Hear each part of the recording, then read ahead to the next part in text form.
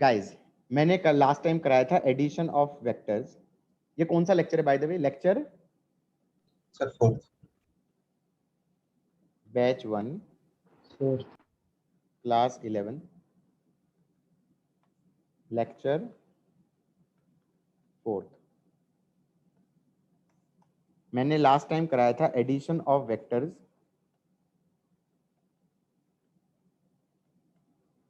Using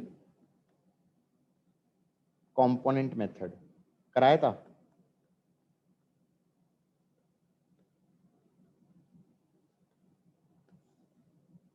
yes sir. भैया जल्दी से कुछ क्वेश्चन कर दो सो दैट कि हमें कॉन्फिडेंस आ जाए तुम लोगों को कुछ आता है। ठीक है, इधर लग रहा है 10 न्यूटन, इधर लग रहा है 10 न्यूटन और इधर लग रहा है 10 न्यूटन। ये एंगल है 120, ये है 120 और ये है 120। Find net force. और मुंह बंद रखेंगे भैया, पता चला किसी को आंसर याद है वो बोले पड़ा है सर ये है ये है। नहीं नहीं चिल, फिर से करेंगे अगला क्वेश्चन। क्वेश्चन 2, एक बॉडी है, इधर फोर्स लग रहा है 10 न्यूटन, इधर फोर्स लग रहा है 5 न्यूटन, ये एंगल है 37 और इधर लग रहा है 10 न्यूटन, ये एंगल है 90। Find net force. चलेगा? जल्दी जल्दी करो गाइस। हाँ मैं बताता हूँ। पहले वाले का 0 आ रहा है, किस किस का आया? आ गया सर। लियांका बेटा 0 आया?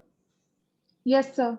गुड भाई। ये वाला एंगल 60 हो गया, ये हो जाएगा 10 cos 60। cos 60 होता है 1/2, 10 sin 60 होता है √3/2। ऐसे ही ये वाला एंगल भी 60 होगा, तो ये हो जाएगा 10 sin 60 हो गया √3/2 और 10 cos 60 होता है 1/2, तो 10/2 हो गया। इसका मतलब y एक्सिस में अलग ऐड किया तो ये कट गया और x एक्सिस में अलग ऐड किया तो ये कट गया। हाँ या ना? Everybody got it? यहाँ पर मैंने समझाया था बेटर है कि एक्सिस तुम अपने हिसाब से चूज करो। गाइस गॉट इट और नॉट?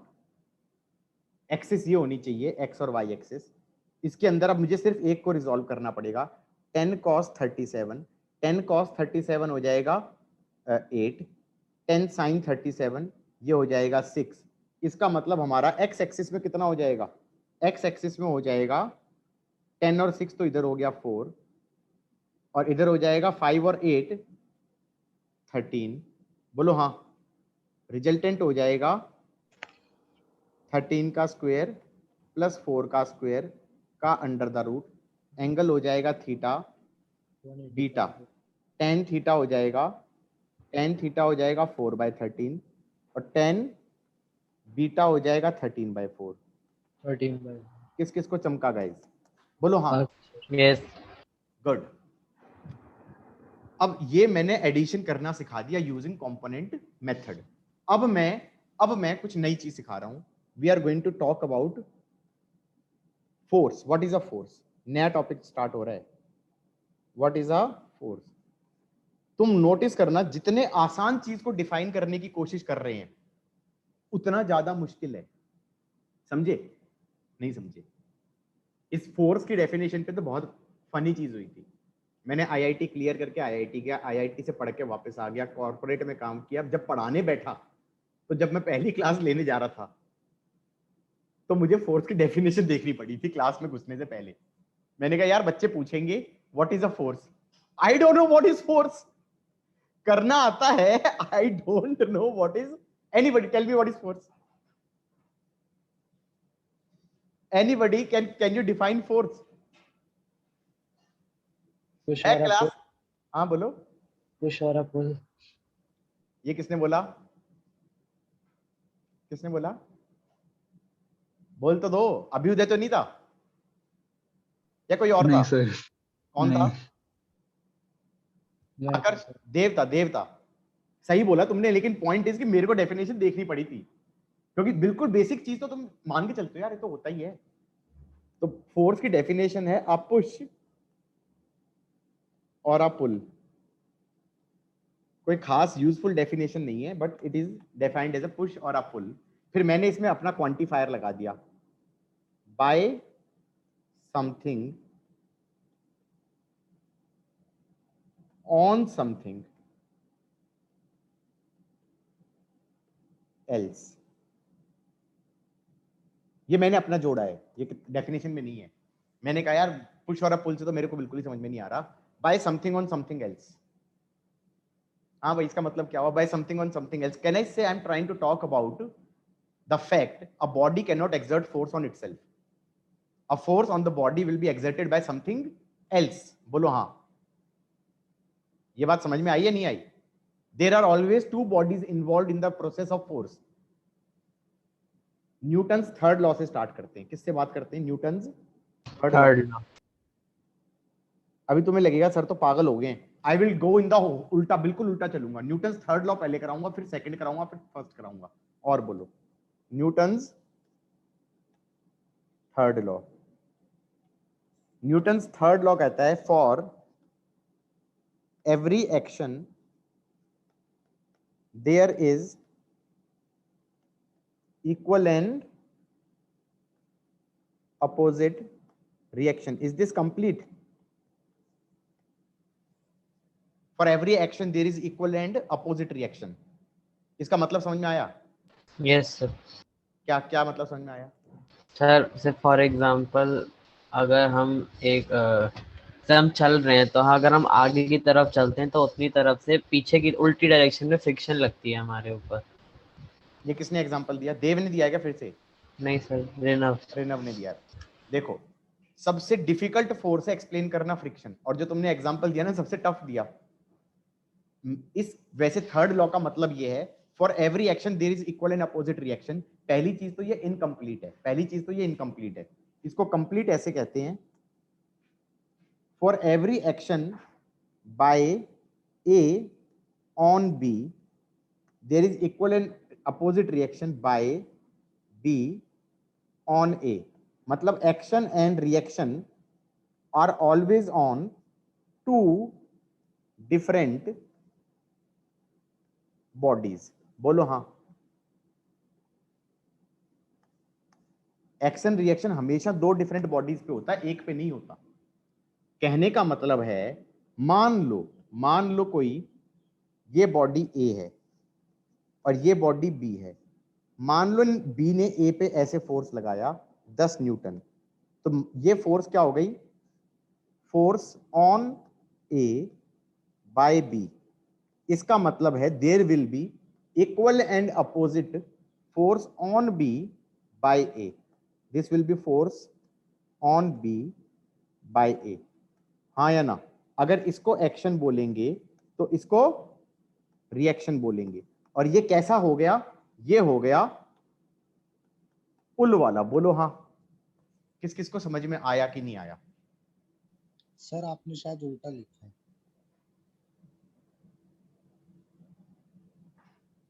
नहीं, बी के नीचे आपने लिखा है on B by A and arrow A की तरफ।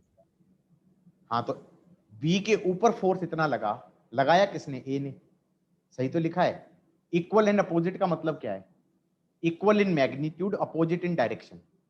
Equal in magnitude, opposite in direction, ये कहता है Newton third law. Newton third law ये कहता है कि अगर ए ने बी पे फोर्स लगाया तो बी ने ए पे फोर्स लगाया। अब बात समझ में आई? ए पे जितना फोर्स लगेगा उतना ही फोर्स बी पे भी लगेगा, लेकिन डायरेक्शन उल्टी होगी। ये न्यूटन थर्ड लॉ बोलता है। अब समझ में आई बात या नहीं आई? गलत नहीं बनाया मैंने, सही बनाया था और सही लिखा है। नहीं समझे? फिर से बोल देते हैं। मान लो ये कोई पॉजिटिव चार्ज है और मान लो ये कोई नेगेटिव चार्ज है, तो इसका मतलब ये दो एक दूसरे को अट्रैक्ट करते हैं। तो इसका मतलब अगर इस वाले चार्ज 1 पे 2 वाला चार्ज इधर 10 न्यूटन लगाता है, इसका मतलब 2 वाले चार्ज पे 1 वाला इधर की तरफ 10 न्यूटन लगाएगा। तो ये दोनों वेक्टर सेम नहीं है, ये F1 वेक्टर है, ये F2 वेक्टर है। हाँ या ना? लेकिन इसके ऊपर इधर की तरफ राइट की तरफ 10 लगेगा तो इस पे लेफ्ट की तरफ 10 लगेगा। एक्शन रिएक्शन क्या हो गए, पेयर में हो गए, और एक्शन रिएक्शन कभी कटेंगे नहीं। अब तुम कहोगे भाई कटेंगे क्यों नहीं, कट तो रहे हैं। मैंने कहा why would you cancel a force on two different bodies. अरे F1 और F2 कट भी जाएंगे, लेकिन पहले वाले की फोर्स को तुम दूसरे वाले की फोर्स से क्यों काटोगे, ये बताओ जरा। ये 2 पे लग रही थी, ये 1 पे लग रही थी, बोलो हाँ। किस किस को ये बात समझ में आई है, हजम हुई है थोड़ी सी। भाई मेरे ऊपर कुछ मैं उधर रस्सी से उसको खींच रहा हूं, तो मेरे ऊपर फोर्स लग रही है इधर की तरफ, और उस पे फोर्स लग रही है इधर की तरफ। मेरे ऊपर फोर्स लग रही है ना, मैं उस वाली फोर्स से थोड़ी काट दूंगा अपनी फोर्स। वो उस पे क्या बोलते हैं, फोर्स डायग्राम पे लग रही है, ये इस मेरे फोर्स डायग्राम पे लग रही है। किस किस को ये बात समझ में आई।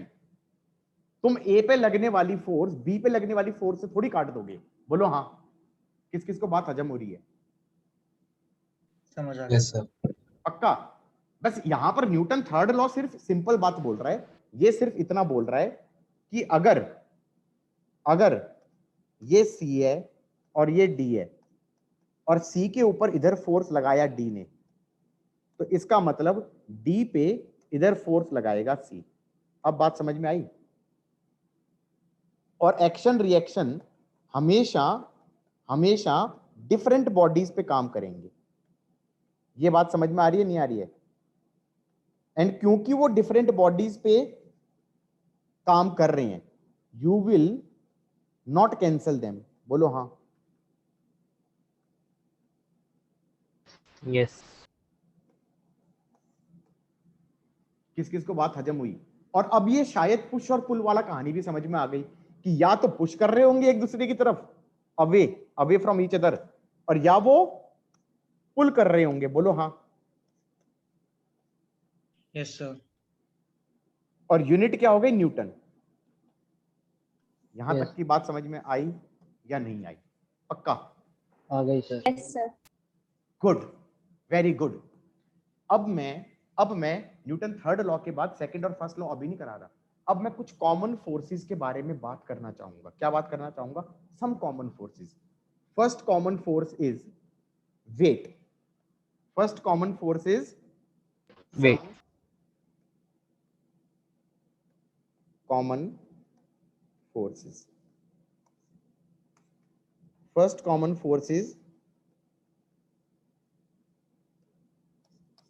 वेट। वेट क्या है, पहली चीज तो ये पुलिंग फोर्स है, पहली चीज तो ये पुलिंग फोर्स है। दूसरी चीज ये नॉन कांटेक्ट फोर्स है कि कांटेक्ट की जरूरत नहीं है। और तीसरी चीज ये earth pulls every body towards its centre. Everybody got my point. कुछ कुछ समझ में आया है, ज्यादा समझ में नहीं आया है। Let us try to explain that. पहली कॉमन फोर्स है वेट, इसकी वैल्यू होती है mg, g की वैल्यू होती है 9.8 मीटर पर सेकेंड स्क्वायर। अभी के लिए इतना ही जानना है, near the surface of earth, near the surface of earth. ये इतना लिख लो, फिर मैं डायग्राम बनाऊंगा तब जाके समझ में आएगा। इससे कुछ समझ में नहीं आता। Pulling force, non contact, earth pulls everybody towards the centre, या towards centre of earth, towards centre of earth. लिख लो तो बता देना एवरीबॉडी। Yes, लिखो लिखो जल्दी, सर लिख। लिखो लिखो। तो लिख लिया। हाँ, तो हम ये समझा रहे थे गाइस। सर लिख रहा हूँ। ओ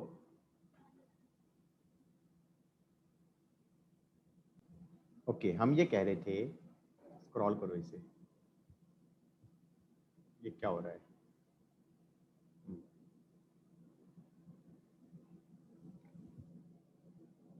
मान लो ये अर्थ है, अर्थ का रेडियस r है, अर्थ का मास कैपिटल M है, और यहां पर एक स्मॉल m है। कांटेक्ट होने की जरूरत नहीं है। तो अर्थ इस स्मॉल m को किधर की तरफ पुल करेगा, किधर की तरफ पुल करेगा, या इस मास को m1 ले लो, इधर की तरफ पुल करेगा, कितनी फोर्स से पुल करेगा, m1g से। This is called weight, this is called weight. किस किस को ये बात समझ में आई? ये अगर एक्शन है तो इसका रिएक्शन क्या होगा? ये अर्थ को कितने से पुल करेगा, कैपिटल mg से। गलत तो नहीं लिख दिया, गलत तो नहीं लिख दिया, बोल दो। M1G से। सर m1g से, m1g से पुल करेगा। समझ में आई बात या नहीं आई? गॉट इट और नॉट? ऐसे लगता है वेट। मान लो यहां पर जमीन पे ऐसे रख दिया कुछ m2। अब कैसे लगेगा, इधर की तरफ लगेगा, कितना लगेगा, m2g। और अर्थ पे कैसे लगेगा, m2g। बोलो हाँ। कोई बच्चा यहाँ पे खड़ा है, इसका मास m3 है, इस पे किधर की तरफ लगेगा फोर्स, अर्थ इधर की तरफ पुल करेगा इस पे m3g से। ये अर्थ को कितने से पुल करेगा, m3g से। किस किस को ये बात समझ में आ रही है? Yes sir. अगर इसको एक्शन बोलोगे तो ये रिएक्शन है, हाँ या ना? या इसको एक्शन बोलोगे तो ये रिएक्शन है, बोलो हाँ। एंड एक्शन एंड रिएक्शन दो डिफरेंट बॉडीज पे लगते हैं। और अब जो मैंने बात बोली थी वो भी समझ में आ गई। मैंने इस फोर्स के बारे में 3 चीजें बोली। पहली चीज, it's a pulling force. Second thing, contact is not really necessary. तुम हवा में होगी तब भी लग रहा है। तुम कहोगे हवा में लग रहा होता है, हाँ लग रहा होता है। देखो ये है, इस पे लग रहा है या नहीं लग रहा है, mg लग रहा है ना, अर्थ खींच रही है ना इसे।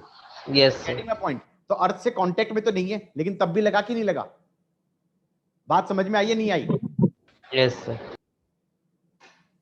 किस किस को बात समझ में आ गई है? ये लिख लिया सबने? अब इसका यूज जानते हो कैसे हो जाएगा? मान लो कभी ग्राउंड पे ऐसे ग्राउंड है और उस पर डब्बा रख दिया m1 का। क्या मैं कह सकता हूं m1 पे इधर फोर्स लग रहा होगा m1g? Yes sir. इसके ऊपर एक और रख दिया, इस m2 वाले पे भी फोर्स कितना लग रहा होगा, m2 वाले पे इधर फोर्स लग रहा होगा m2g। और ये अर्थ है तो अर्थ के सेंटर पे ऐसे लग रहा होगा m1g, और ऐसे ही एक और भी लग रहा होगा कितना, m2g। बोलो हाँ। किस किस को चमक गया डायग्राम? ये डायग्राम सबसे ज्यादा इंपॉर्टेंट चीज हो गई यहाँ पर आज की डेट में, हाँ या ना? Yes sir. एक और चीज, मान लो किसी क्वेश्चन में ये अर्थ है, ये ग्राउंड है, और ग्राउंड पे एक इंक्लाइंड प्लेन रख दिया, इंक्लाइंड प्लेन ये और उस पर डब्बा रख दिया। क्या मैं ये कह सकता हूं इस डब्बे पे mg किधर लगेगा? ऐसे लगेगा या ऐसे लगेगा? सर सीधे टुवर्ड्स द सेंटर, तो एकदम डायरेक्टली नीचे लगेगा, बट क्योंकि उसके पास कोई जगह नहीं है जाने के लिए, इसलिए वो स्लाइड करता रहेगा। हाँ, तो उसको तो भूल ही जाओ ना, स्लाइड क्यों करेगा नहीं करेगा, वो तो अनबैलेंस्ड फोर्स की बात हो गई। मैं तो अभी क्या बता रहा हूँ, mg कैसे बनाओगे। mg बनाना यस। आएगा तो आगे सोचेंगे ना हम। तो मैं तो अभी mg बनाना सिखा रहा हूँ कि यार mg कैसे लगेगा, हमेशा वर्टिकली डाउनवर्ड लगेगा। कैसे लगेगा?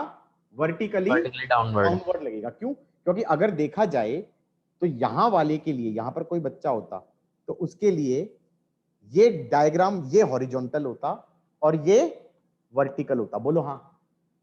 किस किस को चमका? इस बच्चे के लिए ये हॉरिजॉन्टल होता और ये वर्टिकल होता, यहां वाले के लिए ये वर्टिकल होता और ये हॉरिजॉन्टल होता। किस किस को हजम हो रही है बातें? क्या मैं ये कह सकता हूं कि mg always acts vertically downward? Downwards. किस किस को ये बात समझ में आ गई है गाइस? बोल सकते हो कि सर आ गई। यस, और ये भी बोल Yes, सकते हो नो। ये भी बोल सकते हो कि नहीं नहीं आई सर, पता नहीं आप क्या बोल रहे हो, कुछ तो फ्रेंच पढ़ा रहे हो। आ गई सर। आ गई ना everybody? Yes sir. Yes, sir. उसके बाद हमने कहा कि second common force is normal force. कैसी फोर्स? नॉर्मल फोर्स, या इसको कई बार ऐसे भी बोल देते हैं नॉर्मल रिएक्शन, नॉर्मल रिएक्शन बोल देते हैं, हाँ या ना। नॉर्मल रिएक्शन, नॉर्मल फोर्स, पहली चीज it's a pushing force, it's a pushing force, it's a contact force, it's a contact force, it acts perpendicular, it acts perpendicular to contact surface,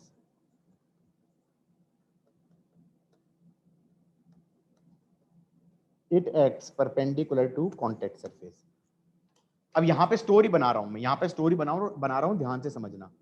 अगर कोई दो बॉडीज एक दूसरे के साथ कांटेक्ट में हैं, अगर कोई दो बॉडीज एक दूसरे के साथ कांटेक्ट में हैं और वो एक दूसरे के अगेंस्ट प्रेस कर रही हैं, तो यहां पर एक फोर्स डेवलप हो जाती है जो कि कैसी होती है, इस 1 वाले पे वो ऐसे एक्ट करेगी, सही है, तो 2 वाले पे वो ऐसे एक्ट करेगी। किस किस को ये बात समझ में आई? इस फोर्स का, इसे नॉर्मल फोर्स बोल देते हैं। It acts perpendicular to contact surface, this is your contact surface, this is your contact surface, इसके परपेंडिकुलर एक्ट करेगी। ये तभी होता है जब दो बॉडीज कांटेक्ट में होती हैं, कॉन्टैक्ट फोर्स है, पुशिंग फोर्स है, and it acts perpendicular to contact surface. This is the force which prevents one body from entering another body। Otherwise तो मैं ये कहूं कि मैंने माउस रखा और ये माउस रखा टेबल पे, ये टेबल के अंदर नहीं घुस जाना चाहिए, घुस जाना चाहिए ना, क्यों नहीं घुस पा रहा? इसके ऊपर एक फोर्स लग गई है परपेंडिकुलर टू सरफेस, जो इसको सरफेस के अंदर घुसने से रोक रहा है। बोलो हाँ, किस किस को ये बात समझ में आई है? Yes sir. माउस छोड़ो, हम जमीन पे खड़े हैं तो हम तो जमीन के अंदर चले जाने चाहिए, तो इसका मतलब जमीन हमें धक्का मारेगी और वो कहेगी भाई तू अंदर मत आ, तो वो कौन सी फोर्स होगी? Normal force. किस किस को ये बात समझ में आई है? यस सर, आ का? गई। ये लिख लिया? नहीं लिखा? यस सर, लिख लिया सर। अच्छा थोड़ा सा लिखना है, थोड़ा सा ऊपर कर दीजिए, बस सर बस।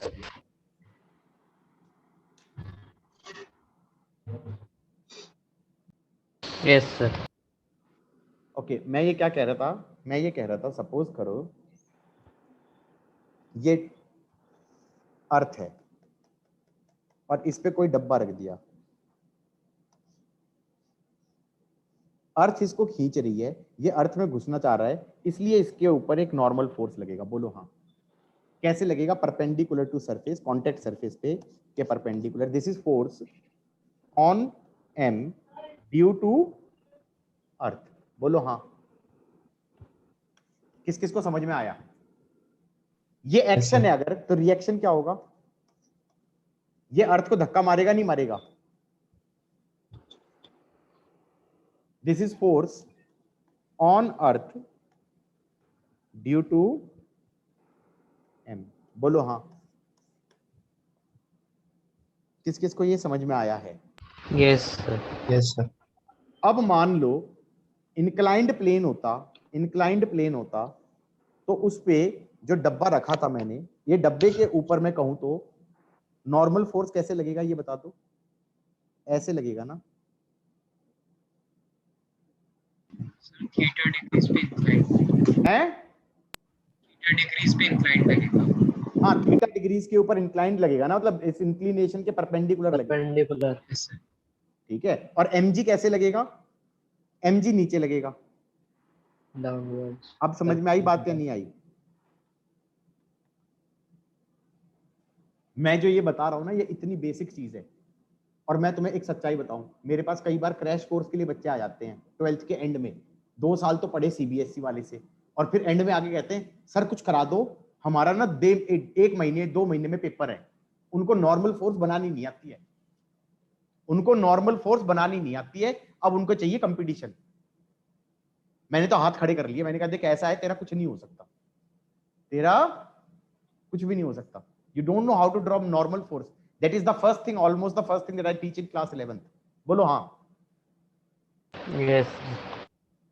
नॉर्मल और mg ऐसे लगेगा, बोलो गॉट इट और नॉट? सपोज करें ऐसे है, ये रख दिया,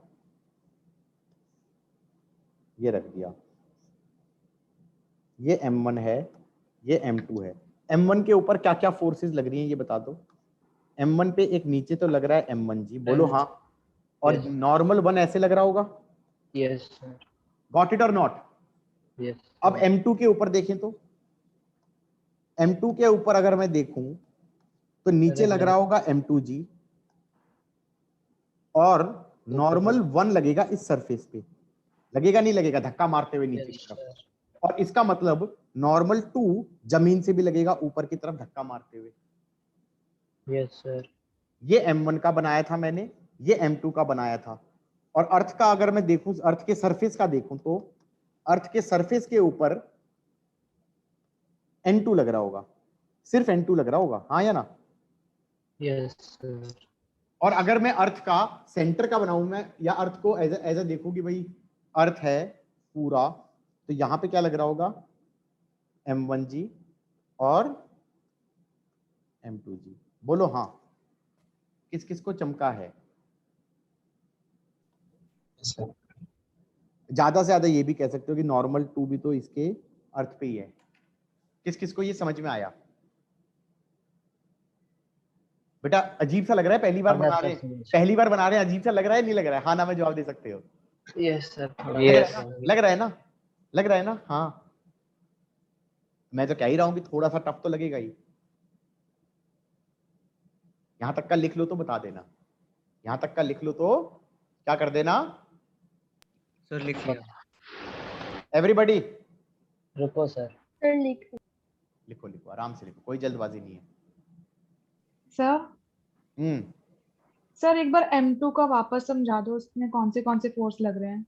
यार धीरे धीरे करना पड़ेगा तुम्हें। m2 के ऊपर m1 नीचे की तरफ धक्का मारेगा, No. पुशिंग फोर्स, क्योंकि m1 पे धक्का ऊपर की तरफ लगेगा और m2 पे m1 के कारण धक्का नीचे की तरफ लगेगा, हाँ या ना? Yes sir. m2g नीचे लगेगा, अर्थ खींचेगा और अर्थ के अंदर घुसने की कोशिश कर रहा है, तो contact surface between m2 and earth के बीच में कॉन्टेक्ट फोर्स डेवलप होएगा और वो अर्थ उसको ऊपर की तरफ धकेलेगा कि भाई तू अर्थ के अंदर मत घुस, तो n2 ऊपर की तरफ लगेगा, हाँ या ना? Yes. Yes sir. अब समझ में आया m2 पे कैसे बनाया मैंने? कुछ सर N1 कैसे आया? n1 कैसे आया? ओ भाई देखो ना, ऐसे देखो, यहां पर m1 के ऊपर m2 ने ऊपर धक्का मारा होगा n1, तो इसका मतलब m1 m2 पे इधर धक्का नहीं मारेगा n1 से। अब समझ में Yes, आया है? sir. हाँ सर। अब समझ में आया? अब तुम कहोगे मैंने ऐसे क्यों नहीं बना दिया, ऐसे अच्छा लग रहा है। ऐसे अच्छा लग रहा है ना, वो अच्छा है नहीं, क्योंकि खिचड़ी बन जाएगी एक ही डायग्राम में सब बनाओगे तो। बोलो हाँ। Yes, sir. Yes sir. Hold करो एक सेकेंड मैडम को ना। गाइस जो मैंने ये बनाया, ये जो बनाया, ये इसका नाम होता है कुछ, इसका नाम होता है कुछ, क्या बोल देते हैं इसे? F B D of M1। Free body diagram. Exactly, FBD of M2। इस FBD की फुल फॉर्म है free body diagram. What is a free body diagram? It is a diagram showing all forces acting on that body। बोलो हाँ। Yes. It is a diagram showing all forces acting on a body. That is called free body diagram, FBD। Guys लिख लो तो बता देना।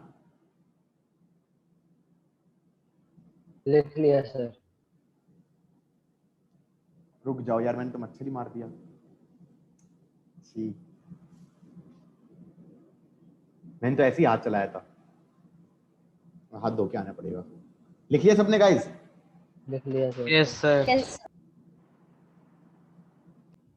हाँ guys, मैं ये कह रहा था, मैंने कहा Newton's second law. Newton second law बोलता है सम ऑफ, ये सिंबल देखा है कभी? This symbol Yes, is for sir. Sum. Sigma. हाँ, sigma, sum of all forces on m is mass into acceleration, ये बोलता है। वो जो तुम सेकंड लॉ बोलते थे ना F equal to m a, वो गलत होता है। वो पहली बात तो F equal to m a नहीं होता, वो होता है F Vector. नेट,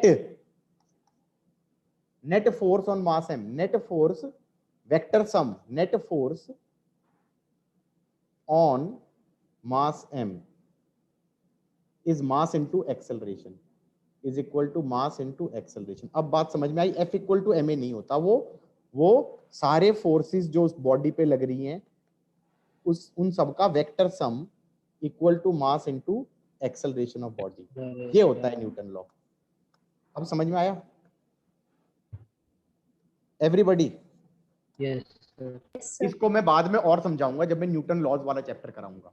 आज की डेट में मेरा एम न्यूटन लॉ भी पूरा कराना नहीं है। मेरा एम जानते हो क्या है? वेक्टर एडिशन की प्रैक्टिस करवाना। बोलो हाँ। किसकी प्रैक्टिस करवाना? Vector addition. एडिशन। इनकी प्रैक्टिस। बिल्कुल सही। तो मैं फर्स्ट सेकंड लॉ क्या बोलता है? Sum of all forces on mass M is mass into acceleration. हाँ या ना? बस इतना समझ लिया, बस इतना समझ लिया। ओए कौन है भाई जिसकी? ठीक है, यहां तक का समझ में आ गया?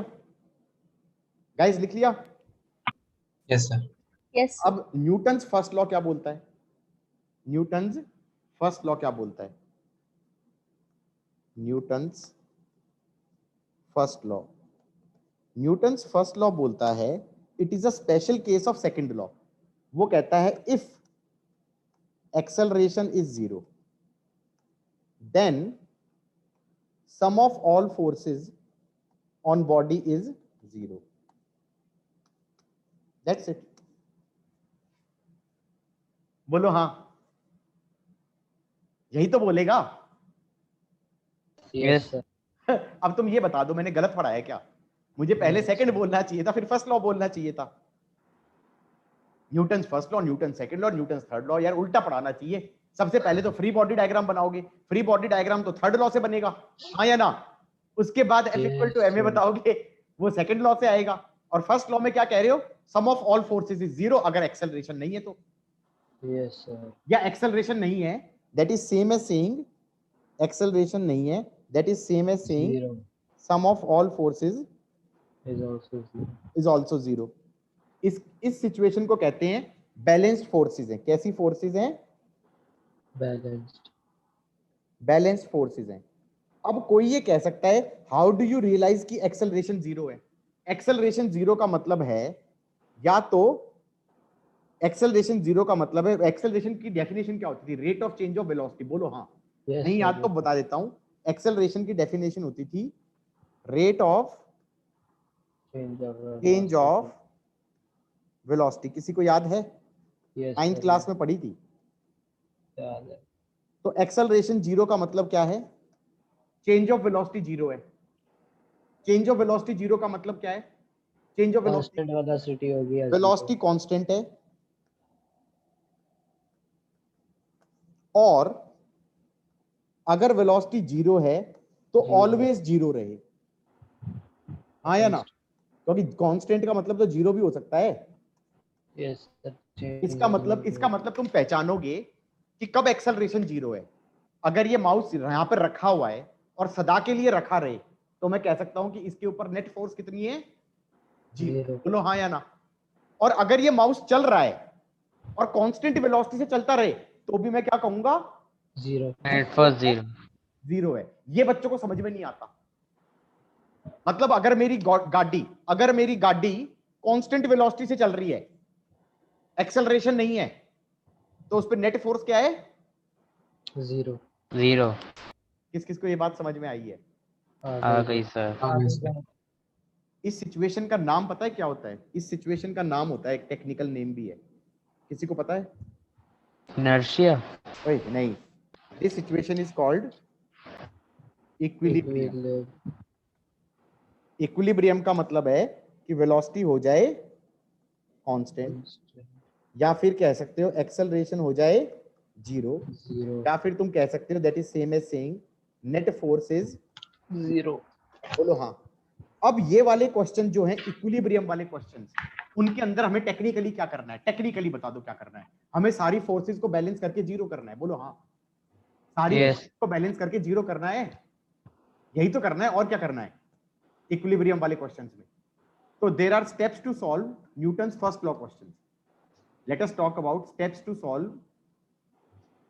ये लिख लिया था सबने गाइस, लिख Yes, लिया sir. सर। एवरीबॉडी? हाँ ना में जवाब दे देते हैं। Yes, sir. लिख लिया। Yes, sir. So steps to solve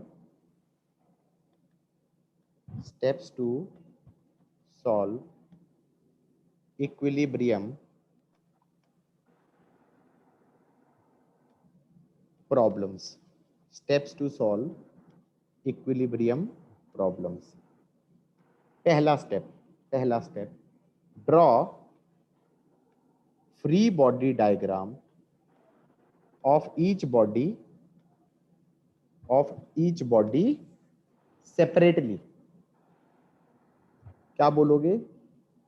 her body का फ्री बॉडी डायग्राम अलग अलग से बना दो, ठीक है। Second step, choose nice axis. वो नाइस एक्सिस का तो डेफिनेशन में बता ही चुका था कि such that so that x axis most of the forces are along the axis. Draw free body diagram of each body separately. Choose nice axis. Third हो गया resolve into components. किसको रिजॉल्व करोगे components में? The forces not along axis, हाँ या ना? Resolve into components the forces not along the axis, बोलो हाँ। यहां पर एक लाइन लिख देना, कट द ओरिजिनल फोर्स। अब तुम ये बता दो इसमें करना क्या है। इक्विलिब्रियम वाले क्वेश्चन में हमें नेट फोर्स का सम जीरो करना था ना, नेट फोर्स का सम जीरो करना था। जीरो कैसे कर देंगे? मैंने कहा एक्स एक्सिस में अलग से जीरो कर दो,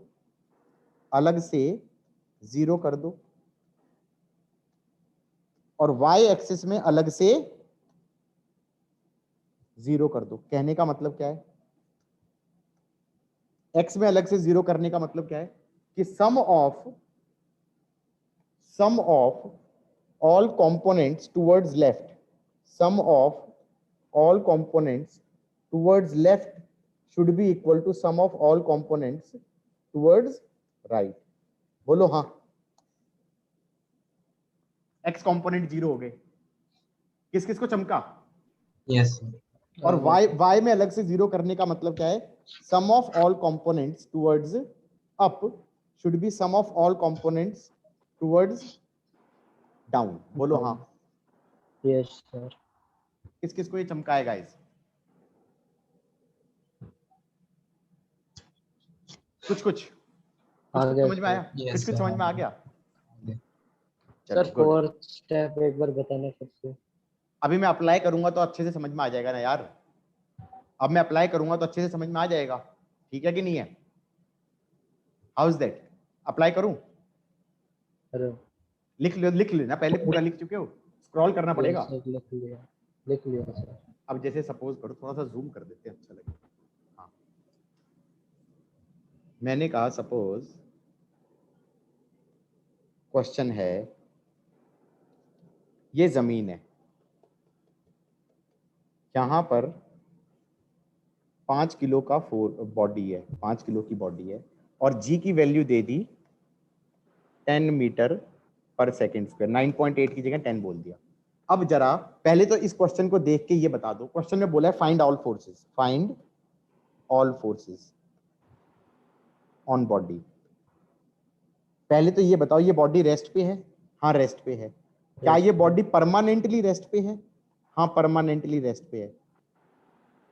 परमानेंटली रेस्ट पे है तो इसका मतलब इस पे सम ऑफ ऑल फोर्सेस क्या होना चाहिए? 0। 0। तो ये क्वेश्चन किस चीज का है? इक्विलिब्रियम का क्वेश्चन है। इक्विलिब्रियम के क्वेश्चन में सबसे पहला स्टेप क्या होता है? फ्री बॉडी डायग्राम बनाओ इसका। फ्री बॉडी डायग्राम में इस पे लगने वाली फोर्सेस बनानी है। ये औरों पे क्या लगा रहा है वो नहीं बनानी, इस पे लगने वाली बनानी है। समझ में आया कि नहीं आया? What is a free body diagram? It is the diagram which shows all the forces acting on the body. हाँ या ना? Acting on the body doesn't show what that body is exerting on other bodies. बोलो हाँ।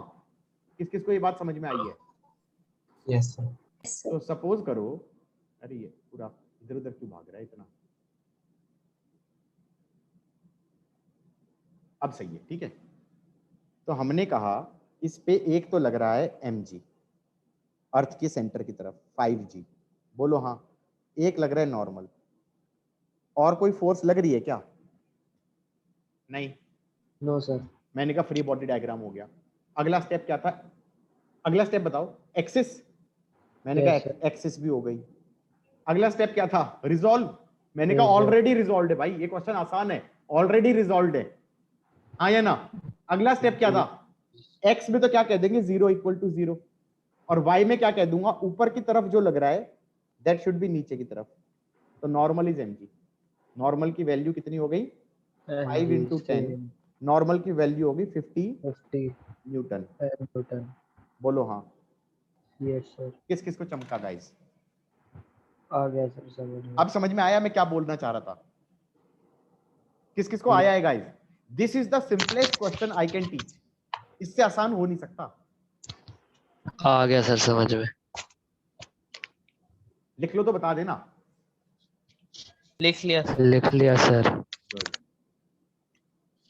Suppose करें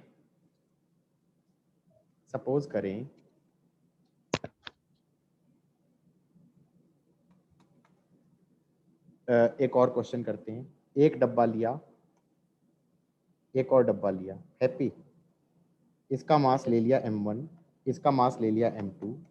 अब कह रहे हैं find forces on, find all the normal forces, find all normal reactions, normal forces. हाँ या ना? तो कैन आई से m1 है, m1 का फ्री बॉडी डायग्राम अलग बनेगा। इस पे लगेगा नीचे m1g और क्या फोर्स लगेगा? n1। ये इक्विलिब्रियम में है? हाँ है। दो एक्सिस चूज कर ली तो हम कह देंगे n1 इक्वल टू m1g। किस किस को चमका? n1 की वैल्यू आ गई या नहीं आ गई? m1 गिवन था, m2 गिवन था, g गिवन था। बोलो हाँ। अब m2 का फ्री बॉडी डायग्राम बनाएंगे।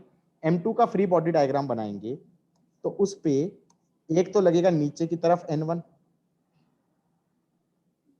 नीचे लगेगा m2g, ऊपर की तरफ लगेगा n2। ये भी इक्विलिब्रियम में है। दो एक्सिस इससे इसके लिए अलग से चूज करी और कह दिया इस पे नेट फोर्स 0 करनी है। तो नेट फोर्स क्या होगी? नीचे की तरफ होगा n1 plus m2g, that should be equal to n2। बोलो हाँ। किस किस को चमका? अब n1 की वैल्यू डाल दूंगा, n1 की वैल्यू डाल दूंगा तो ये आ जाएगा m1g plus m2g is n2। n2 की वैल्यू भी आ गई। बोलो हाँ। This is one answer, this is other answer. किस किस को समझ में आया है? नहीं आया ना? अब लास्ट स्टेप समझ में आया मैं क्या बोलना चाह रहा था? इक्विलिब्रियम में क्या करना है? नहीं आया? एवरीबॉडी यस सर समझ में। सर समझ गई। समझ गए ना? Yes sir. या इस पे पहले थोड़े आसान क्वेश्चन करवाऊं? No sir. इससे ज्यादा आसान तो क्या ही होंगे। करा देते हैं, चलो लिख लिख सर लो। इसमें लिख सिर्फ लो। हमें n1 और n2 बता करके ही छोड़ देना है, बस इतना हाँ ही करना हाँ बस इतना ही करना है। n1 की वैल्यू आ गई m1g, n2 की वैल्यू आ गई m1g प्लस m2g। बोलो हाँ। है। Yes sir. भाई ये क्वेश्चन क्या कह रहा है?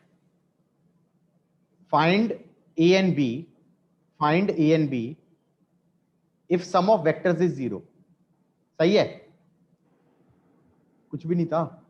सम ऑफ वेक्टर्स को जीरो करना है, इसका मतलब एक्स कंपोनेंट अलग से जीरो कर देना, वाई अलग से कर देना। इसने फोर्सेस तो दे ही रखी हैं, फोर्सेस छोड़ो, वेक्टर्स का सम जीरो करना है, तो इसने वेक्टर्स दे ही रखे हैं। इधर की तरफ कितना लग रहा है, इधर की तरफ है b, इधर की तरफ है 10 और इधर की तरफ है a और ये एंगल है 30।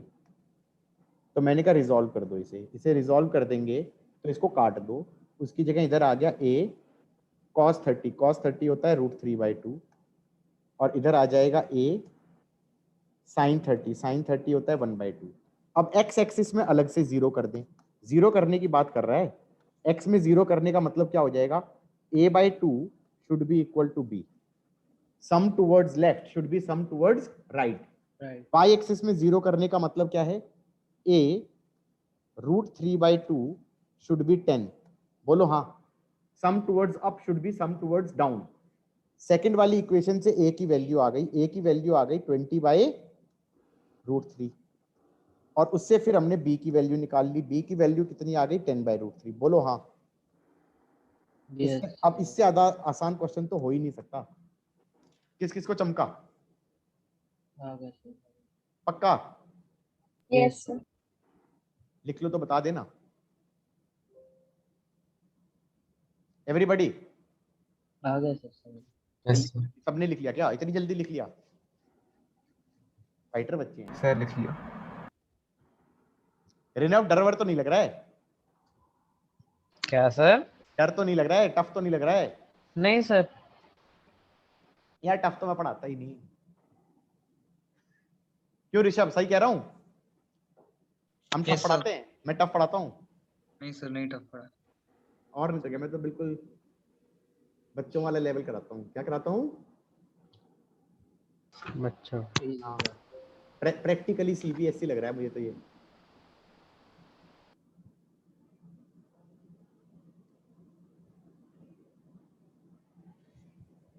प्रैक्टिकली सीबीएसई से तो एक कहानी याद आ गई। 3-4 साल पहले जीडी गोयनका के 4-5 बच्चे आए, उनका अलग ग्रुप बना दिया। अब वो आए थे कह के सीबीएसई कह के। अब मैंने पहले ही कहा था देखो मैं पढ़ाऊंगा अपने हिसाब से, तुम पढ़ सकते हो तो पढ़ लो। अब सीबीएसई कह के मैंने ये पढ़ा दिया, उनमें से 3 लोग एनएसआईटी में बैठे हैं। सीबीएसई कह के कंपटीशन हो गया उनका। समझ में आ रही बातें, नहीं आ रही है? मैंने कहा पढ़ाऊंगा मैं अपने हिसाब से, पढ़ सकते हो तो पढ़ लो। तुम्हें सीबीएसई चाहिए, आई एग्री, मैं ऐसे पढ़ाता हूं। फनी हो गया कि नहीं हो गया?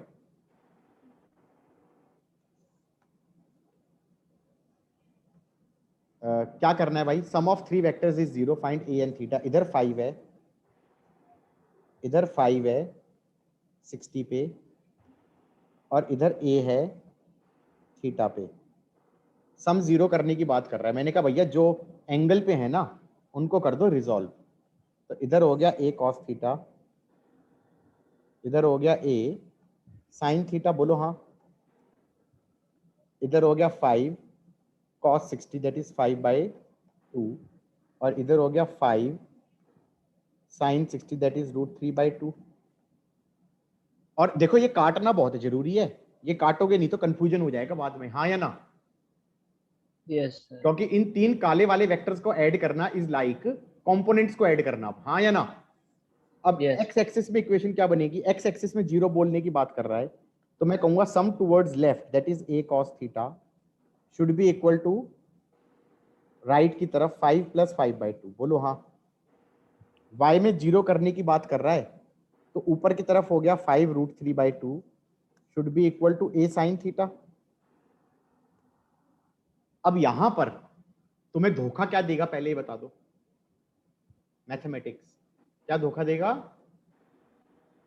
क्या धोखा देगा? मैथमेटिक्स धोखा देगा, फिजिक्स धोखा नहीं दे रहा। तुम्हें a भी निकालना है और थीटा भी निकालना है। एक काम करो, दोनों को स्क्वायर करके ऐड कर दो। स्क्वायर करके ऐड कर दोगे तो क्या आ जाएगा, a² cos square theta plus sin square theta, हाँ या ना? Yes sir yes sir. और इससे क्या आ जाएगा 15/2 का होल स्क्वायर प्लस 5√3/2 का होल स्क्वायर,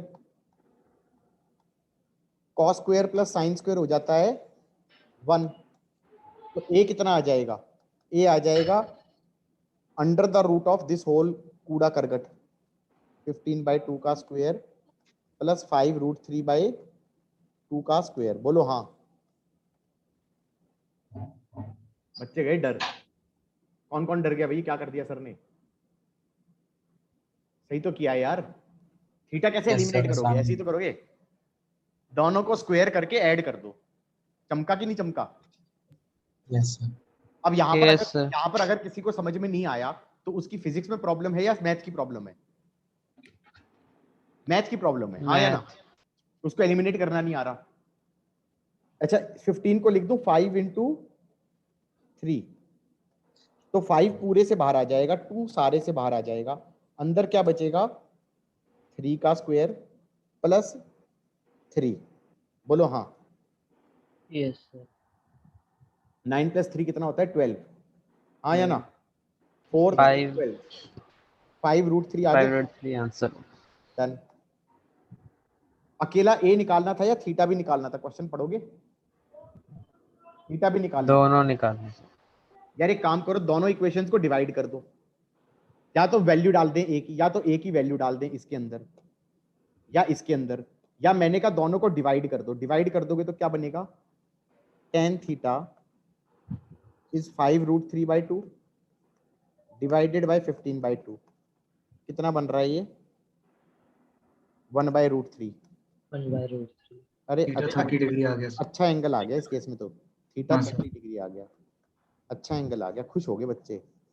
बोलो हाँ। Yes, sir. Everybody got it और not? Yes sir. Yes, sir. हजम हुई बातें? Yes, sir. Yes sir. Good. एक और क्वेश्चन कर लेते हैं। अरे कौन था भाई जो माइक के अंदर सांस मार रहा है? बहरा हो गया भाई मैं। लिख लिया सबने? Everybody? Yes, yes sir. Sir. Yes sir. Good good. Vidushi तुम्हें समझ में आ रहा है? विदुषी यस हो रही है। सर। हाँ भाई खुद कर सकते हो या मैं कराऊं? ट्राई कर रही हूँ। ट्राई करो करो।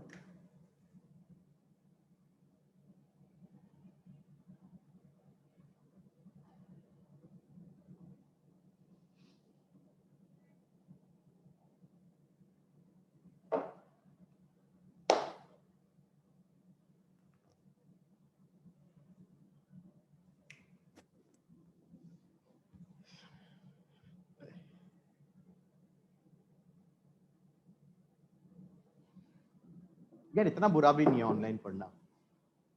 किस किस को लग रहा है? सर अच्छा है ऑनलाइन।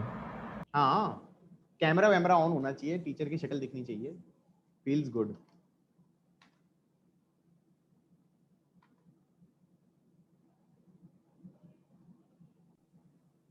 गाइस हुआ?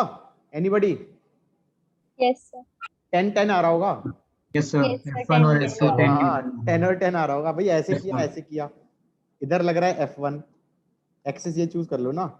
इधर लग रहा है F1, इधर लग रहा है F2, और इधर लग रहा है 10√2। ये एंगल 135 था तो ये 45 है। इसका 45 डिग्री. ये हो जाएगा 10√2 cos 45, तो 10 हो गया। इधर की तरफ हो गया 10।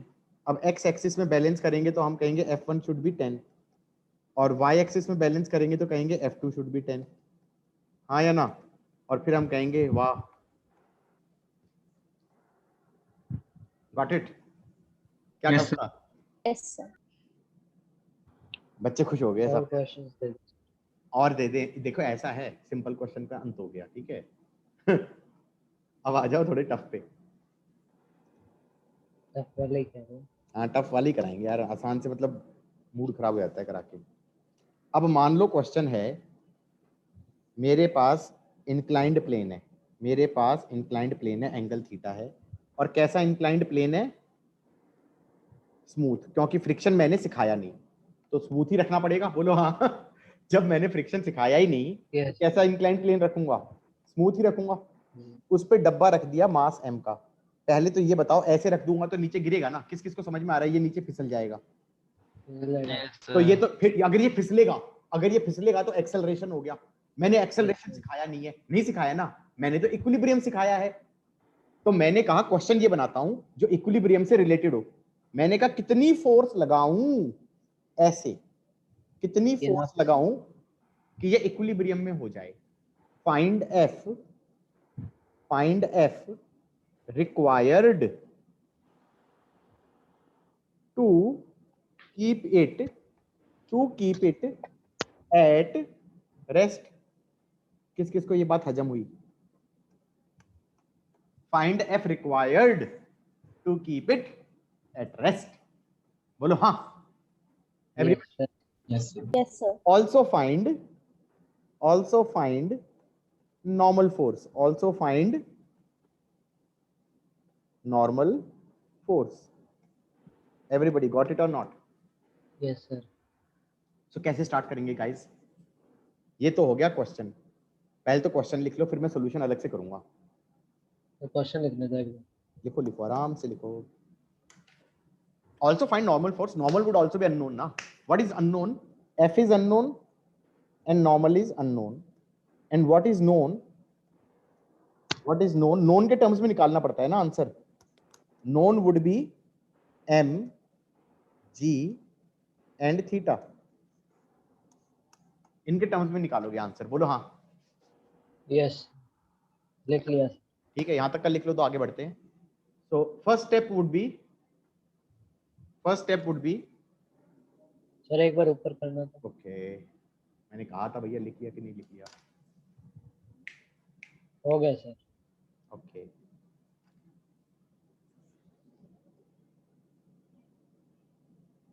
Bye the way madam camera on नहीं करती ना? नहीं करती सर। विवेक सर उनका No, पता हैं? सर नहीं करते सर। मैं वो मीटिंग ही अच्छा। नहीं करता। हाँ तो कोई तो बताएगा जो अटेंड कर रहा है। वो ऑन रखते हैं? नहीं सर। नहीं अच्छा वो भी नहीं रखते? क्यों भाई?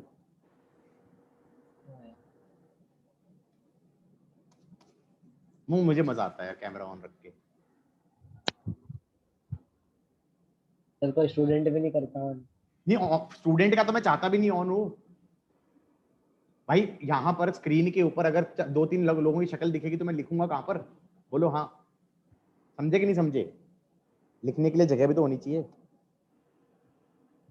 एंगल थीटा है। पहला स्टेप क्या होता था भाई बताओ? लियांका बताएगी। बेटा फर्स्ट स्टेप क्या था?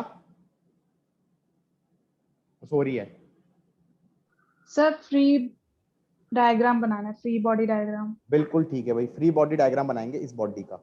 फ्री बॉडी डायग्राम में इस पे लगने वाली फोर्सेस बनानी है। नीचे लगेगा mg। बोलो हाँ। Yes sir. ऐसे Yes, लगेगा sir. ऐसे लगेगा नॉर्मल। बोलो हाँ।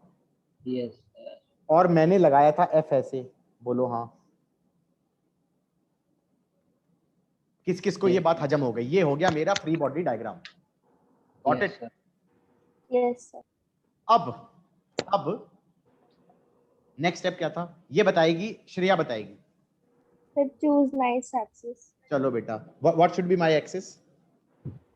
Sir, N से N और F perpendicular मतलब N y axis और F x axis. बिल्कुल सही है भाई, बिल्कुल सही है, बिल्कुल सही है।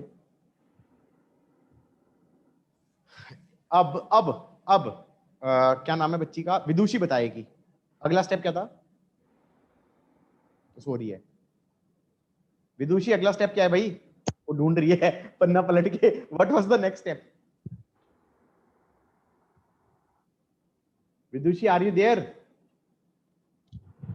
हेलो हेलो विदुषी, वहां पर यहाँ पर हो या नहीं हो? Like testing. Test test test check check check. 1 2 3 1 2 3। Anand बताएगा। चलो देव तुम अपने आप को म्यूट कर लो, तुमसे नहीं पूछा भाई।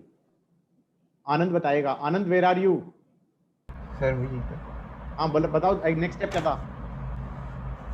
Resolve into components. हाँ तो अब किसको रिजॉल्व करना पड़ेगा पहले तो ये बताओ। mg को करना पड़ेगा। बोलो हाँ, बिल्कुल सही ना। अब प्रॉब्लम आ गई, अब आ गई प्रॉब्लम। तुम्हें mg का एंगल नहीं पता चल रहा, पता चल रहा है किसी को? नहीं। नहीं पता चल रहा ना। ये एंगल थीटा होगा, ध्यान से देखोगे तो। यहाँ पे स्टेप के अंदर एक और चीज लिख देनी चाहिए, मुझे पता है, मुझे एक स्टेप में ना एक और चीज लिखनी चाहिए थी। स्टेप्स कहाँ गए? स्टेप कहाँ गए? ये रे स्टेप्स। स्टेप्स क्या कह रहे थे? Resolve into components, choose nice axis, choose nice axis, also figure out angles, figure out angles. हाँ या ना? तुम्हें एंगल पता होंगे तभी तो तुम रिजॉल्व कर पाओगे। बोलो हाँ। Yes sir. तो बेटा इस पे आए और इसको अब जूम कर लेते हैं। भाई इसको एंगल तो देखने पड़ेंगे, एंगल के बिना तो हम कुछ रिजॉल्व ही नहीं कर सकते। अब बताओ जरा mg का एंगल, ये थीटा कैसे सोचा? दो तरीके हैं इसको सोचने के। इसको सोचने का एक आसान तरीका तो है ये कि ऐसे था, ये वर्टिकली डाउनवर्ड था, ये एंगल 90 था, तो ये वाला एंगल हो जाएगा 90 माइनस थीटा, और ये ओवरऑल 90 था, तो ये वाला एंगल कितना हो जाएगा? थीटा। किस किस को ये समझ में आ गया? आ गया सर। ये तो हो गया आसान तरीका।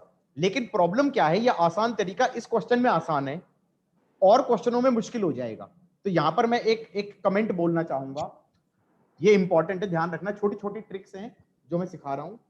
मार्कर कहां गया भाई? मार्कर कहां गया? बच्ची लेके भागी भाई, मेरी बच्ची लेके चली गई।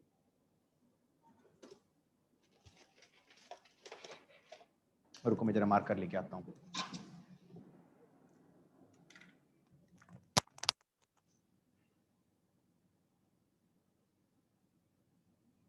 गाइस एक मस्त ट्रिक है।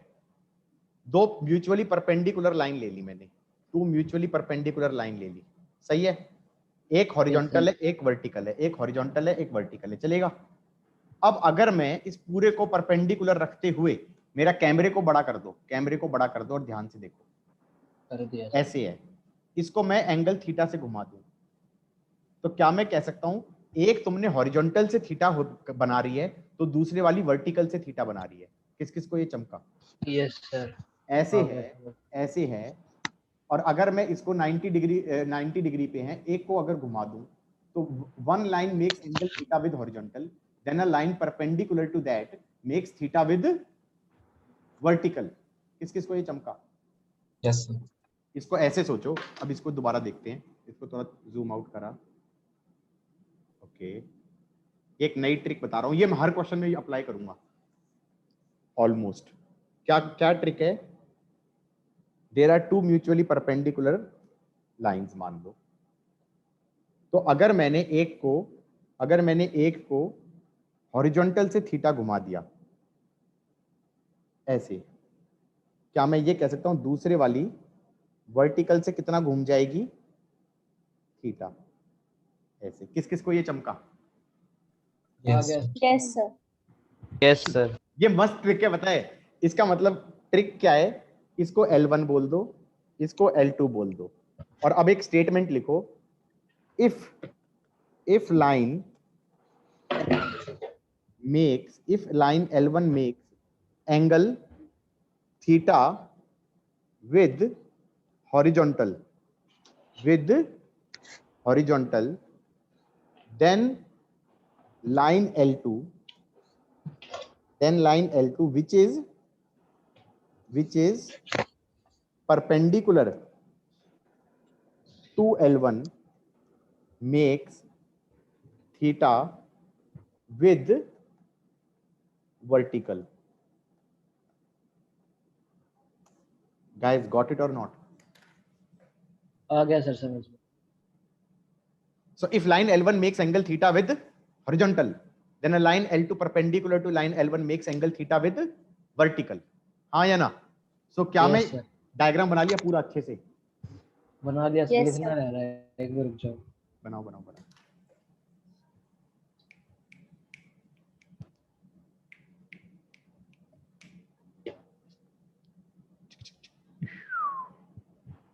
Sir someone got disconnected. और रियली who? सर एक मैसेज आया था व्हाट्सएप पे। हाँ भाई, ये बात समझ में आई सबको? कि a line L1 makes angle theta with horizontal, then line L2 which is perpendicular to L1 makes angle theta with vertical. Guys, इसको यूज कैसे कर सकते हैं? मान लो ये लाइन है, ये एंगल थीटा बना रही है हॉरिजॉन्टल से, तो इसका परपेंडिकुलर वाली जो लाइन होगी वो थीटा बनाएगी वर्टिकल से। ये डायग्राम समझ में आया कि नहीं आया? Yes, sir. How is that? ये लाइन है, ये बना रही है एंगल थीटा विद हॉरिजॉन्टल, तो उसके परपेंडिकुलर वाली लाइन बनाएगी theta from vertical. Everybody yes sir. इसको डायग्राम को बना लो, ये बहुत काम का डायग्राम है, बाद में बहुत इस्तेमाल आएगा। फिर मैं ऊपर स्क्रॉल कर रहा हूं, क्वेश्चन पे पहुंचेंगे हम। हो गया? Yes, sir. गुड। आ जाओ भाई, इस क्वेश्चन पे आ जाओ। अब तुम्हें समझ में आया कि ये थीटा मैंने कैसे सोचा था? मैंने ऐसे नहीं सोचा था, ऐसे नहीं सोचा था मैंने ऐसे नहीं सोचा था। मैंने सोचा था, मैंने कहा था दिस लाइन, एक सेकंड ड्राइंग बनाते हैं। This line makes angle theta with horizontal, then this line makes angle theta with vertical. Vertical. हाँ, and mg is vertically downward. किस किस को ये समझ में आ गया? Yes, sir. अरे ये ऊपर क्यों चला? Yes, sir. अब समझ में आया कि नहीं आया मैंने कैसे सोचा था? अब इसके बाद किसको रिजॉल्व करना है गाइस? एक बारी और एक बार और बता दें। मैंने कहा mg नीचे लग रहा है, ये वाली लाइन बना रही है थीटा विद हॉरिजॉन्टल, तो इसके परपेंडिकुलर वाली लाइन वर्टिकल से बनाएगी एंगल थीटा। बोलो हाँ। Yes sir. अब समझ में आया कि नहीं आया? Yes sir. और अब मैंने मचा दिया खिचड़ी। तो अब हमने कहा कुछ करना नहीं था। पहला स्टेप था एफबीडी बनाओ, पहला स्टेप था एफबीडी बनाओ। नीचे लग रहा है mg, इधर लग रहा है f, इधर लग रहा है नॉर्मल, और ये एंगल है थीटा। फिर तुमने कहा था, मैंने नहीं कहा था, तुमने कहा था एक्सिस ऐसे लेनी चाहिए, x और y, इससे आसान हो जाएगा। फिर प्रॉब्लम थी कि एंगल नहीं समझ में आ रहा था, तो मैंने फिगर आउट कर लिया था कि ये वाला एंगल हो जाएगा थीटा। अब इसको रिजॉल्व कर दिया, तो इधर की तरफ हो जाएगा mg cos थीटा, और इधर की तरफ हो जाएगा mg। एरो बनाना जरूरी है। अगर कोई बच्चा mg sin theta without arrow बना रहा है या mg cos theta without arrow बना रहा है, तो वो बहुत फंसने वाला है आगे के क्वेश्चंस में जाके। एक्स एक्सिस में इक्वेशन आ जाएगी mg sin theta is f, and y axis में इक्वेशन आ जाएगी normal equal to mg cosine theta. किस किस को ये चमक गया गाइस? हाँ या ना? हो गया क्वेश्चन? हो गया क्वेश्चन? mg और थीटा के टर्म्स में आंसर चाहिए था, बोलो हाँ। तो f तो mg sin थीटा हो गया और नॉर्मल हो गया mg cos थीटा। मतलब मान लो कल कोई कह देता कि मास की वैल्यू है 5 किलो और एंगल है 37 डिग्री, तो हम कह देंगे ना f कितना हो गया 5 इंटू जी को ले लो 10, और साइन 37 होता है 3/5, तो ये आ गया तुम्हारा 30 न्यूटन। और नॉर्मल हो गया 5 इंटू जी, कॉस 37 होता है 4/5, ये कितना हो गया 40 न्यूटन। बोलो हाँ। चमका कि नहीं चमका? Yes sir. एवरीबॉडी, टफ तो नहीं था? Yes, sir. No sir. अब जैसे सपोज करें, लिख लो तो बता देना।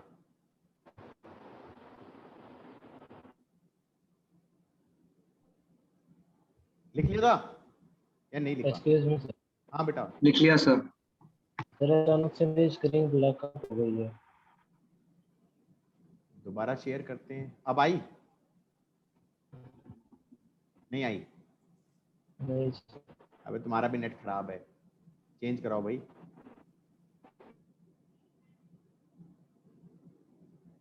गाइस अब देखो, इस क्वेश्चन को दोबारा करें। मान लो गंदा एक्सिस लेके करूंगा, आंसर चेंज होगा क्या ये बता दो? गंदी एक्सिस लूंगा तो आंसर चेंज होना चाहिए क्या? नहीं होना चाहिए ना? काम बढ़ जाना चाहिए लेकिन आंसर चेंज नहीं होना चाहिए, बोलो हाँ। लेट अस सी फ्री बॉडी डायग्राम बनाए। नीचे लगेगा mg, नीचे लगेगा mg, इधर लगेगा f और इधर लगेगा नॉर्मल। इक्विलिब्रियम का क्वेश्चन है बेटा। एक्सिस ये। कैसे ले लूं? मान लो मैंने एक्सिस ले लिया ऐसे, प्रियंका बेटा ऐसे ले लिया x एक्सिस और ऐसे ले लिया y एक्सिस, बोलो हाँ। Yes sir. अब आगे क्या करूंगा? नेक्स्ट स्टेप क्या होगा? Figure out resolve components. अरे अरे अरे, figure out angles. Corresponding angle से ये थीटा और a line makes angle theta with horizontal a line perpendicular to that makes theta with vertical.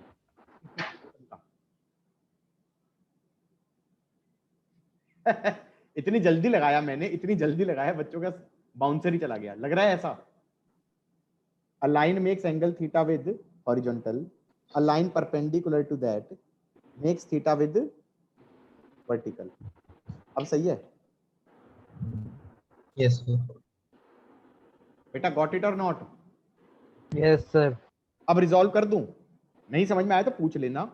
इधर हो जाएगा f cos थीटा, इधर हो जाएगा f sin थीटा, इधर हो जाएगा n cos थीटा, इधर हो जाएगा n sin थीटा। बोलो हाँ।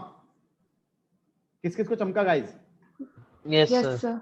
अब x एक्सिस से इक्वेशन क्या बनेगी? n sin theta is f cos theta, हाँ या ना? Yes sir. और y एक्सिस से क्या इक्वेशन बनेगी? n cos theta plus f sin theta is mg। हजम हुई बात या नहीं हुई? Yes, sir. अब कोई बच्चे ने अगर आंसर नॉर्मल का आंसर f के टर्म्स में लिखा या f का आंसर नॉर्मल के टर्म्स में लिखा तो वो बेवकूफी कर रहा है। बताओ क्यों? यार मान लो दो इक्वेशन है, उसमें x और y अननोन है, तो x और y का टर्म्स में थोड़ी आंसर लिखोगे। तुम्हें इसका मतलब it is like solving two linear equations in two variables. बोलो हाँ। Yes sir.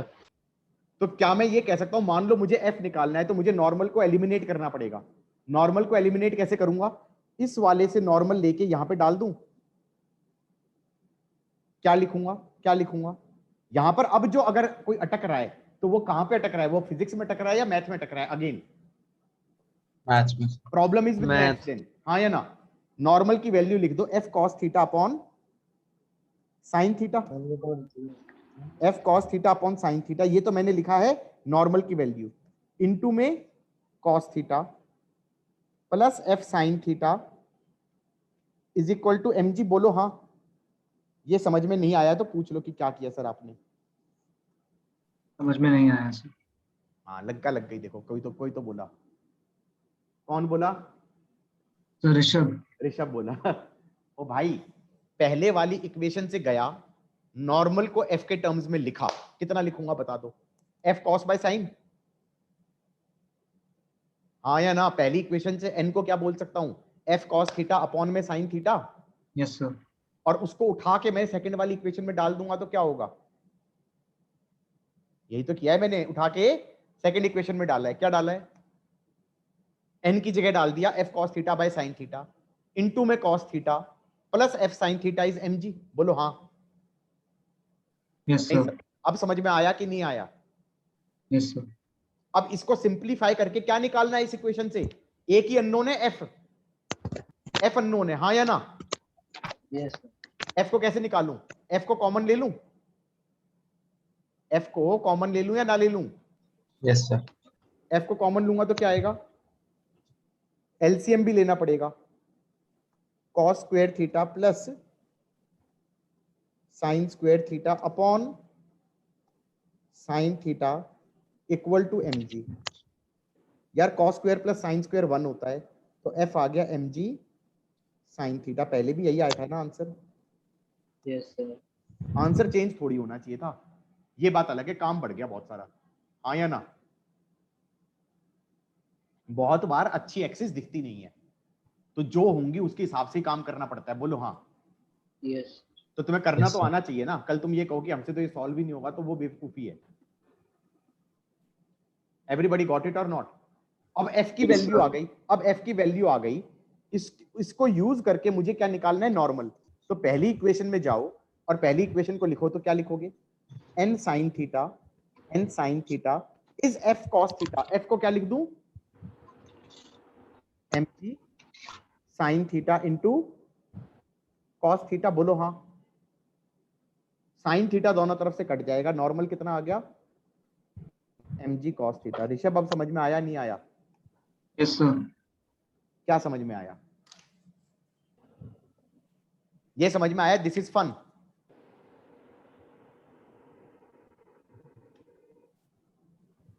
Didn't look like fun. Didn't look like fun. सबको लग रहा है ना ये लेक्चर 2-3 बार लिखोगे तो शायद कुछ Yes, sir. आएगा। Yes sir. एक और क्वेश्चन दिया, ये एंगल थीटा है और ये बॉडी है, इस बॉडी का मास है m और ये स्मूथ है। बेटा ये फील आ रही है ये गिरेगा, हाँ गिरेगा। इस बार इसने कहा गिरने से रोको, गिरने से रोको, लेकिन ऐसे धक्का मार के रोको। अब ये मत कहना पिछले वाले में क्वेश्चन ये था, पिछले में अलग क्वेश्चन था। पिछले में था कि इसको गिरने से रोको और ऐसे धक्का मार के रोको। बोलो हाँ। पहला क्वेश्चन तो क्वेश्चन 1 ये कराया था मैंने कि ऐसे धक्का मार के कितना फोर्स लगाएं कि ना गिरे, हाँ या ना?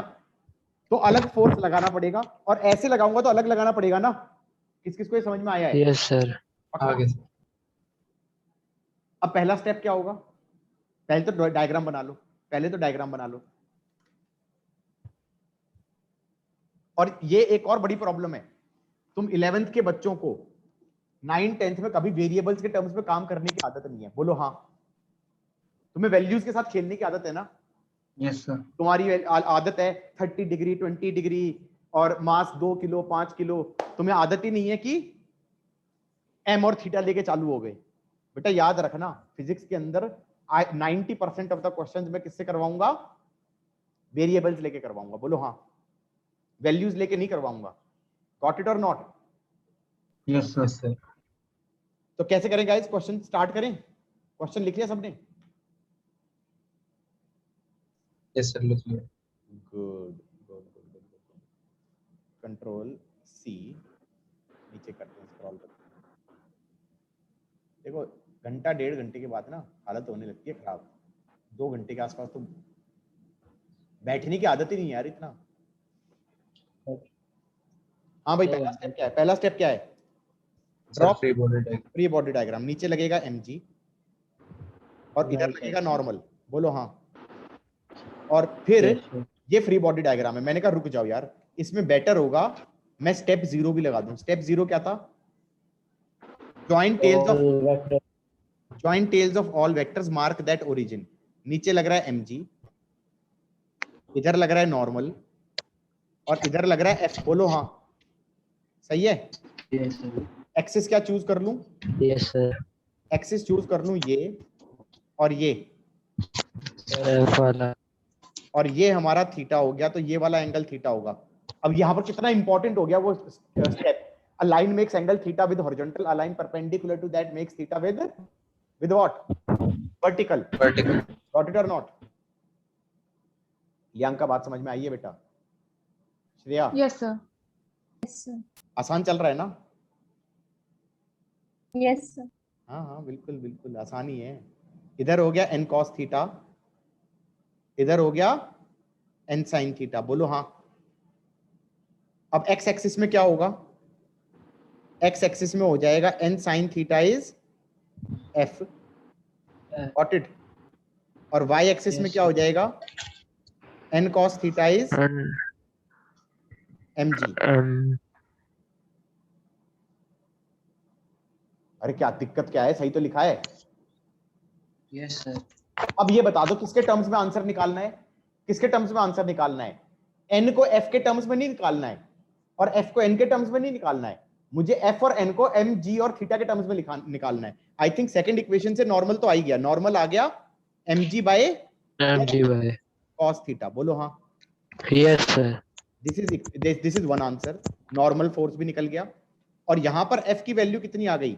n sin, तो ये आ गया mg बाय cos इनटू साइन कितना आ गया, एफ आ गया mg tan थीटा। किस किस को हजम हुआ? Yes sir.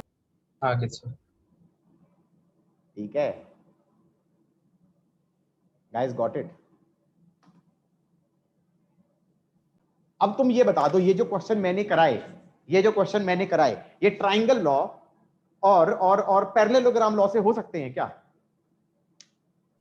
No sir. हाँ, तो तभी तो मैं कह रहा हूं कि जो मैं करा रहा हूं उस हिसाब से करोगे तो कंपटीशन हो जाएगा, और सीबीएसई के हिसाब से करोगे तो कुछ नहीं होगा।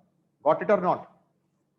अच्छा, इस क्वेश्चन को गंदे एक्सिस से करें एक बार, just for fun sake, just for practice makes perfect. हाँ या ना? Yes sir. लेट अस से, लिख लिया हो सबने तो आगे बढ़ेंगे। लिख लिया? Yes sir. Yes sir. भाई हमने क्या कहा था, ऐसे था, नीचे लग रहा था mg, ऐसे लग रहा था f, और ऐसे लग रहा था नॉर्मल। हाँ या ना?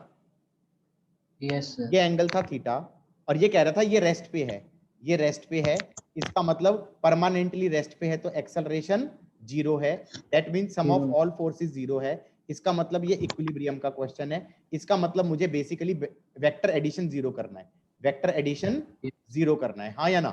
फोर्सेस को बैलेंस करना है। मैंने कहा एक काम करो, एक एक्सिस ले लो ऐसे, ये डायग्राम अच्छा सा बनाना, एक एक्सिस ले लो ऐसे और एक एक्सिस ले लो ऐसे, ये एक्स एक्सिस हो गया, ये वाई एक्सिस हो गया। बेटा नेक्स्ट क्या होगा, इन एक्सिस के हिसाब से एंगल फिगर आउट करेंगे। तो इसका मतलब ये वाला एंगल हो जाएगा थीटा और ये वाला एंगल हो जाएगा थीटा, एक कॉरेस्पॉन्डिंग एंगल, और एक मेरी trick, a line makes angle theta with horizontal a line perpendicular to that makes theta with vertical. Got it और नॉट? अब रिजॉल्व करो इसे, रिजॉल्व करेंगे तो क्या आएगा, एफ को रिजॉल्व करोगे तो इधर आ जाएगा एफ कॉस, इधर आ जाएगा एरो बनाना जरूरी है, एफ साइन, इधर आ जाएगा mg cos, यस सर। इधर आ जाएगा mg sin। अब ये बता दो x एक्सिस से इक्वेशन क्या बन रही है, x एक्सिस में बन रही है mg sin is f cos। यार f तो यहीं से आ गया, mg tan थीटा, बोलो हाँ। और y एक्सिस में मेरे को नॉर्मल भी निकालना है, मान लो नॉर्मल भी निकालना है, तो y एक्सिस से क्या कह देंगे, normal equal to mg cos plus f sin। हाँ या ना? अब मुझे नॉर्मल निकालना है तो f की वैल्यू यहां डालनी पड़ेगी, डालो कितनी आ रही है, mg cos प्लस f कितना है, mg sin theta by cos theta, tan theta लिख दिया, ये f की वैल्यू लिखी, इनटू sin थीटा लिख दिया। अब एलसीएम ले लो तो बन जाएगा mg sin square theta plus cos square theta numerator में, upon divided by cos theta, sine square plus cos square 1 हो जाएगा, तो ये आ जाएगा mg बाय cos थीटा। किस किस को चमका यार, इससे भी वही आंसर आ गया। हाँ या ना? ये कॉन्फिडेंस होना कि आंसर चेंज नहीं होता इज वेरी गुड। यहां तक का समझ में आया कि नहीं आया गाइस? आ गया सर। आ गया सर। पक्का? Yes sir.